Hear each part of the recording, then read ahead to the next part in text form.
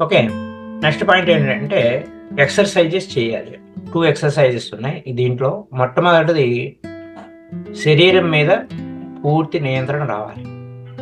కూర్చోవడం. దాదాపు 30 నిమిషాల సేపు కదలకుండా ప్రతిరోజు కూర్చోవాలి. ఒకే పోస్టర్‌లో, ఒకే గదిలో, ఒకే సమయంలో, ఒకే ప్రదేశంలో, ఒకే గదిలో కూర్చోవాలి. అలా మీరు ఒంటరిగా ఉండాలి. ప్రశాంతంగా ఉండగలిగే గదిని ఎంచుకోవాలి. నిటారుగా కూర్చోవాలి, సౌకర్యవంతంగా కూర్చోవాలి, నిద్రపోకూడదు, విశ్రాంతి తీసుకోకూడదు. మీ ఆలోచనలను స్వేచ్ఛగా తిరగనివ్వండి. అది మొట్టమొదటి ఎక్సర్సైజ్. దాదాపు 30 మినిట్స్ పూర్తిగా నిశ్చలంగా ఉండాలి.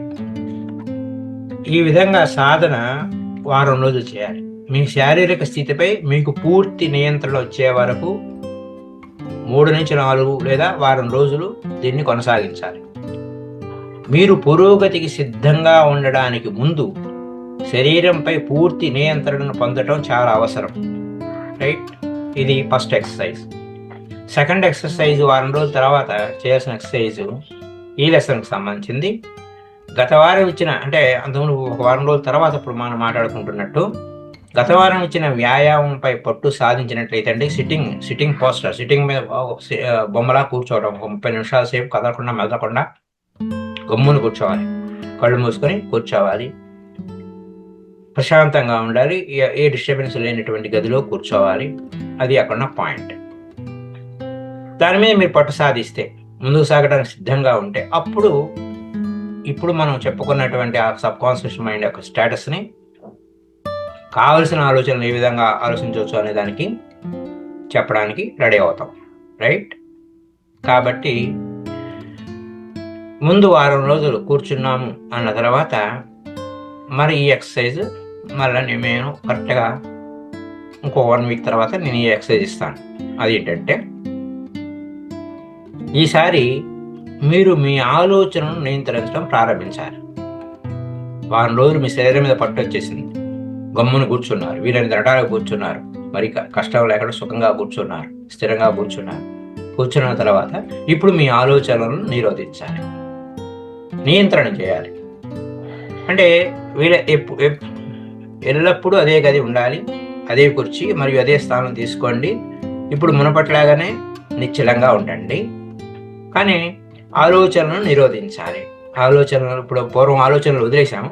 మొట్టమొదట కేవలం శరీరం మీద దృష్టి పెట్టాము. ఇప్పుడు శరీరం ఎల్లకడ కూర్చోవడం అలవాటు అయింది వారం రోజుల తర్వాత. ఇప్పుడు మనం ఆలోచనలను పట్టుకుంటున్నాం. ఇది మీకు శ్రద్ధ, చింత మరియు భయం యొక్క అన్ని ఆలోచనల మీద ఇక మీకు శ్రద్ధ పెట్టాలి. చింత మరియు భయం యొక్క అన్ని ఆలోచనలపై నియంత్రణ ఇస్తుంది. ఏ ఆలోచన వస్తుంది అనేది ముందే చూసేస్తారు, పట్టేసుకుంటారు. అయితే వాటన్నిటినీ నిరోధిస్తారు.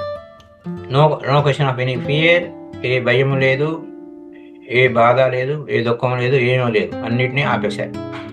ఆపేసిన తర్వాత మీరు కోరుకునే రకమైన ఆలోచనలు మాత్రమే అనుమతిస్తారు లోపల.